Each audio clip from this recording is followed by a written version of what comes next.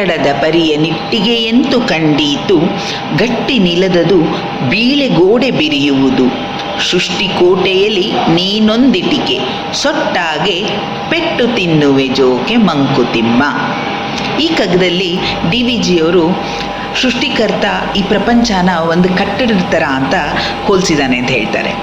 ಈ ಕಟ್ಟಡದಲ್ಲಿ ನಾವು ಅದರಲ್ಲಿ ಒಂದು ಇಟ್ಟಿಗೆ ಇದ್ದ ಹಾಗೆ. ಇಟ್ಟಿಗೆಗೆ ಕಟ್ಟಡ ಹೇಗಿರುತ್ತೆ ನಿರ್ಮಾಣ ಆದಮೇಲೆ, ಅಥವಾ ಇಟ್ಟಿಗೆಗೆ ಕಾಣೋದಿಲ್ಲ ಕಟ್ಟಡ ಹೇಗಿದೆ ಅಂತ. ಆದರೆ ಇಟ್ಟಿಗೆಗೂ ಕೂಡ ಇಲ್ಲಿ ಒಂದು ಪಾತ್ರವಿದೆ. ಈ ಇಟ್ಟಿಗೆ ಗಟ್ಟಿಯಾಗಿ ನಿಲ್ಲಬೇಕು.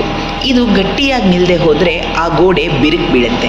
ಆ ಗೋಡೆ ಬಿರುಕು ಬಿಡ್ತಾಗ ಸೃಷ್ಟಿಕರ್ತ ಪೆಟ್ಟು ಕೊಟ್ಟು ಆ ಸೊಟ್ಟಗಿರೋ ಇಟ್ಟಿಗೆನ ನೆಟ್ಟಗೆ ಮಾಡಿ ನಮಗೆ ದಾರಿ ತೋರಿಸ್ತಾನೆ. ಅದಕ್ಕೆ ಡಿ ವಿ ಜಿಯವರು ಹೇಳ್ತಾರೆ, ಈ ಪ್ರಪಂಚದಲ್ಲಿ ಪ್ರತಿಯೊಬ್ಬರಿಗೂ ಒಂದು ಪಾತ್ರ ಇದೆ. ಆ ಪಾತ್ರನ ನಾವು ಅಚ್ಚುಕಟ್ಟಾಗಿ ನಿರ್ವಹಿಸ್ಕೊಂಡು ಹೋಗಬೇಕು. ಯಾವಾಗ ಆ ಪಾತ್ರ ನಿರ್ವಹಿಸೋದ್ರಲ್ಲಿ ನಾವು ತಪ್ಪು ಮಾಡ್ತೀವಿ, ಆಗ ಸೃಷ್ಟಿಕರ್ತ ನಮಗೆ ಯಾವುದೋ ಒಂದು ಸಮಸ್ಯೆ ಮೂಲಕನೋ ಅಥವಾ ಬೇರೆ ರೀತಿಯಲ್ಲಿ ನಮಗೆ ಪಾಠ ಕಲಿಸಿಕ್ಕೋಸ್ಕರ ಒಂದು ಪೆಟ್ಟು ಕೊಡ್ತಾರಂತೆ.